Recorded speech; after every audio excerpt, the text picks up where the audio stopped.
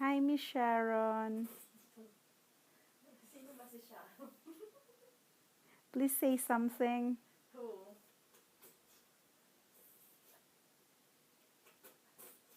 Look here! Ano ba? Ayoko ka. I'm sabi ko Jen eh. You know, Jenny. Jenny? Who's Jenny? Who's Jenny Jenny? Back. I so love that name. What? You still know that name? I don't. Sorry, but I love the name Sharon. You know, Sharon. Girl, naghugas ka ba? Of course I did wash my hands. Tinatanong ko ba kung kamay? What else? What Ano else? may itim dito? May nakakalang iba. Baka langaw. Yun yung buto ng ano, ito naman, ng apple. So, yan yun. Yan yun. Apple yun. Kulang ng sahog. Kulang ng ingredients. So, lalagyan mo pa siya ng onions Yeah, we have to add up and talaga.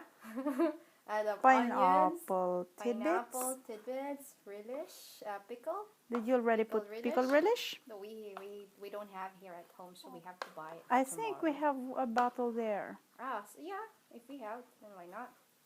And then And what chicken. else? We're waiting for the chicken to, actually the chicken meat to soften. Wow, English talaga. So English, my God. I'm not used to talking in English. Just Then don't talk. talk. Shut up. Okay, shut up my mouth. Okay, we gotta get a Okay. and try. Nasaan ang pickle relish? Not there. I don't usually do this Find at it home. somewhere else. So, just to let you know, I just eat food at home. So everything at home is prepared. So, But now, you made me prepare food. So, it's a good thing. I don't actually prepare food.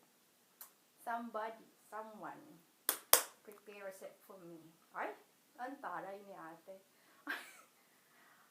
Okay. Tama na. Hoy. Pakibukas na lang, please. Para, okay na. Okay! Okay! May ganun. May